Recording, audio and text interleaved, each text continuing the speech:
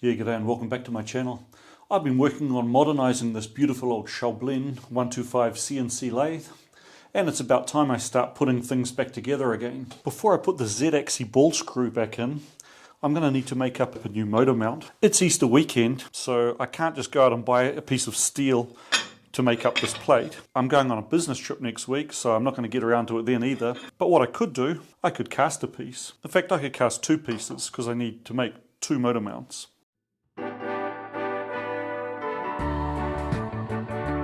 So originally the motor was bolted from the inside, and then a cast aluminium cover was put over the top to keep all the coolant out. So the easiest way to mount the new motor would just be to cut out those corners, pop it in, drill and tap 4 holes, and I'll be about done. However, that would mean that these original holes are open and swarf and coolant and stuff could get in there and get onto the reduction belt. The other thing about this motor mount plate is that it doesn't actually fit the casting behind it. Now the holes are reasonably sloppy because it needs to do the belt tensioning. At the bottom it's pretty much flush. Side to side you could sort of argue that it's the bolt tensioning adjustment, although it doesn't go all the way to here. But at the top here there's always a big gap. So I think I really should make up a new plate, one without all the holes in it, one that just fits the motor, and one that goes a little bit longer up here. And I haven't used a maho for a long time, or done a casting. Now I've whipped up the two parts I want to make in FreeCAD. This is the Z-axis motor mount plate, and then here's the X-axis plate. Nothing complicated about them. With a casting you need a bit of machining allowance to clean it up. So if this is 160 millimeters, we'll probably go to 5 millimeters each side, call it 170. This is 145, so I guess we'll call that 155. And I'll add 3 millimeters on the thickness each side, which takes that to 20. Now the X-axis mount, that's 110 by 110, so let's make it 120 by 120, but it's a bit thicker. So 18, let's call it 25. Now I've got a plan.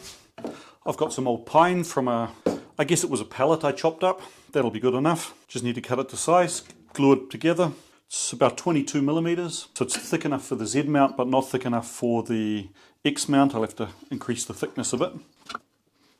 One of my Patreons, Jörg, who lives locally, gave me this little baby table saw. It saves me having to install my skill saw underneath the table here. There are plenty of videos on YouTube of sanctioned oligarchs' yachts being seized at various harbours around the world. But what about the large business jets that they own? Well, that's not exactly precise. Let's try the fence this time. I've heard from multiple contacts in that part of the industry that most of those jets were flown out to Dubai. There, they will be rapidly losing value.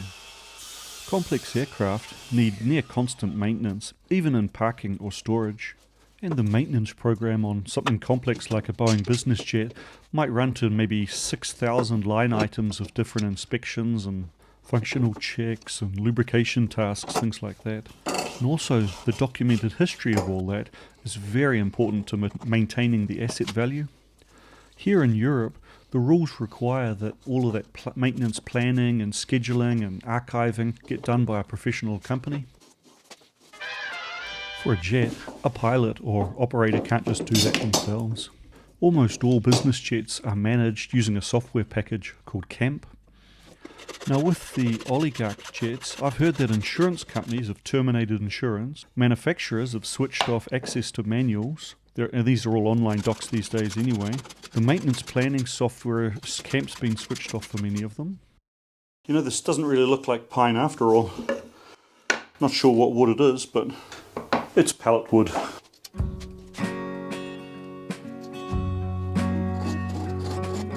I was hoping to cover that existing hole with the hole I need to cut out, but nope. So I guess I'll just put a plug in it.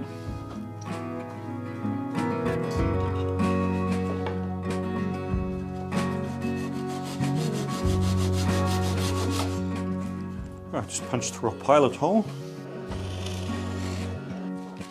Patterns need draft angles, so I'll just give this a few degrees, loosen that up.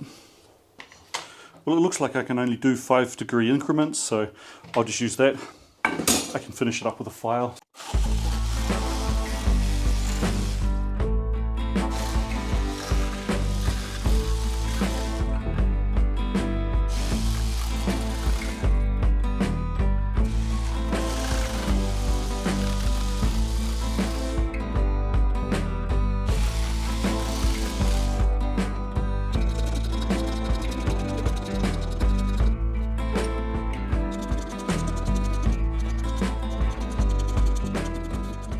Now I need to cut them to size, once again with a draft angle.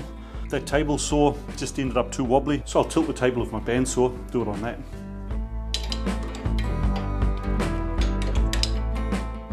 Okay, 3 degrees should be about right. No one's supplying spare parts to those sanctioned jets, and the maintenance companies don't want to touch them. Now, since monthly engine runs are a pretty typical part of a storage program, but no one will take the risk of running the engines on an uninsured or sanctioned aircraft, we now have the situation where Gulfstreams or Global Expresses, which may have cost 50+ million when new, and may have a book value of, let's say, 30 million after 5 years, will be seeing precipitous losses in value.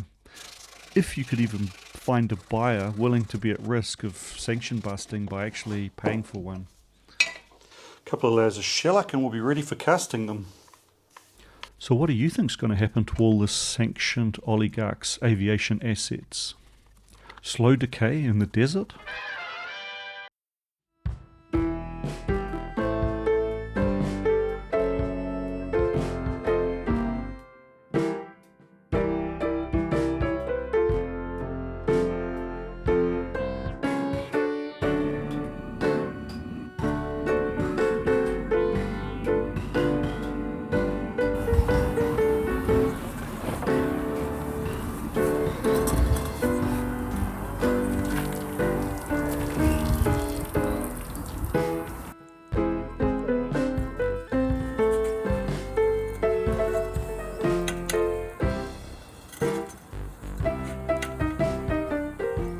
Well, here's where I get to the bit where I didn't actually skim enough.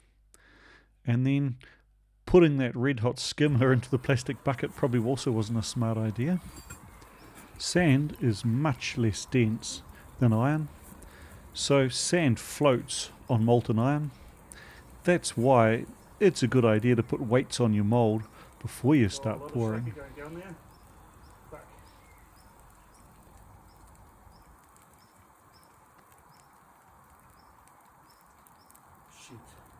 The sand? Oh no, that'll work, yeah. Fuck, idiot, I knew I had to do this. Shit. The wood is burning, the hood is burning. 2 fails. Fuck. Because the cope floated off the first mould, I didn't have enough metal to fill the second mould, so I need to cast that again. While the first one did fill, there's a lot of inclusions, and I really needed to take a lot more time skimming this and making sure that none of the slag went down into the mould. But, oh well. This is the in-gate and runner. You can see most of it is nice grey cast iron, but around the edge, see that white line? About 0.5 millimeter deep. Yeah, that's chilled. That's white cast iron, which is super hard, I think cementite.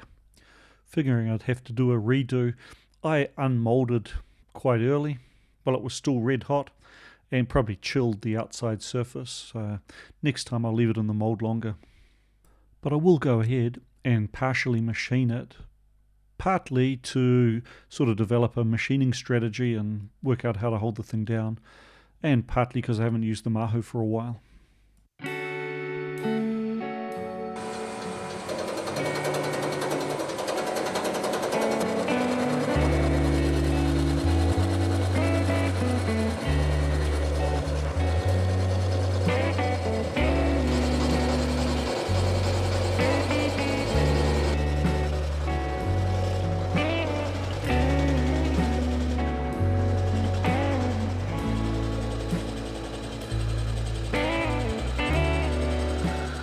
While I was casting, I thought I saw some slag go down the ingate.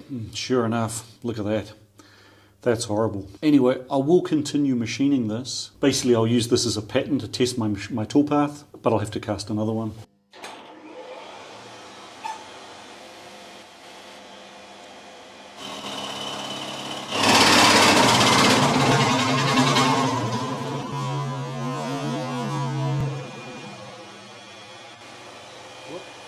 Oh, bugger. That wasn't supposed to be a rapid.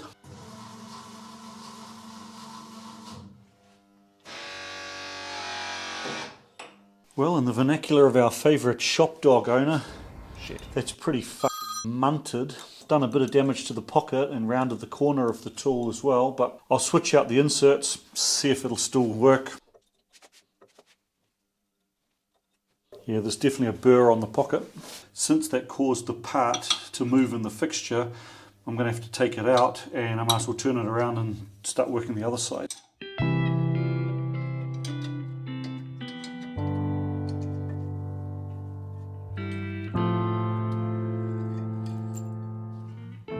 Now my clamping wasn't great. I was hoping to use just toe clamps, but because there's draft angle here, they didn't hold properly.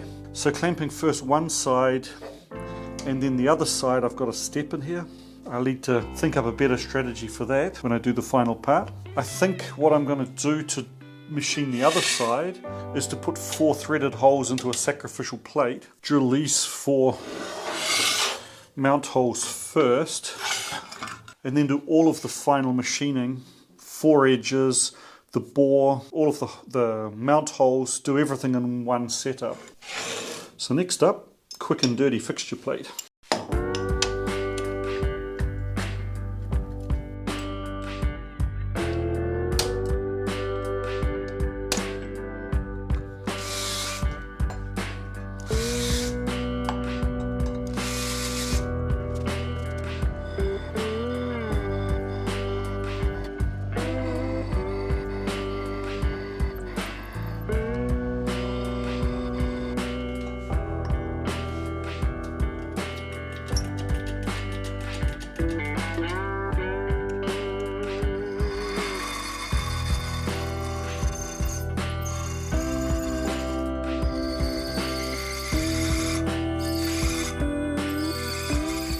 Well, that layer of chilled iron has just taken the edge off my 9mm drill. You could feel it getting blunter from hole to hole, so that'll need a resharpen. Yeah, I should have done this before, but I've now hit that area with an angle grinder just to try and grind through the chilled white iron, because the grey cast iron beneath it cuts really nicely.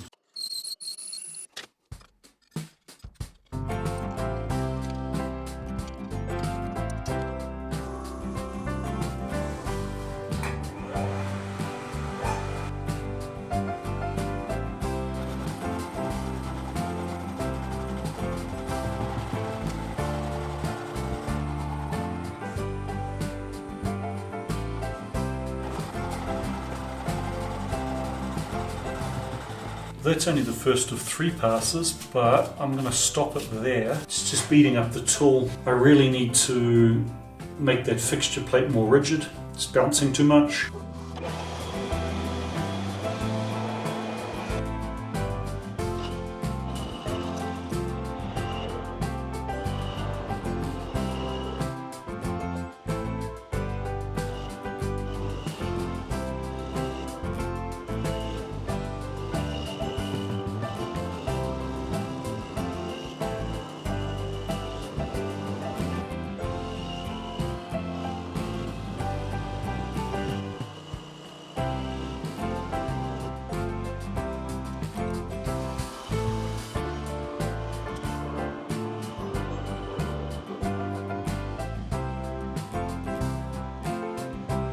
Well, that turned out less successful than I would have liked. But what have I learned? I need more iron in the pot if I want to do both castings at once. 2, I need to be a lot more careful about getting the slag off the top of the molten metal to prevent this kind of horrible inclusion.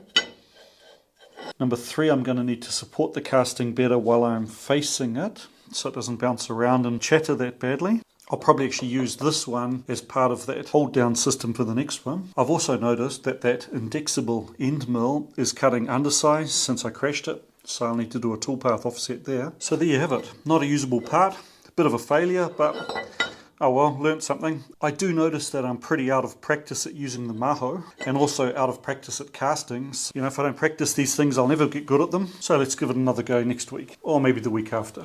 Thanks for watching.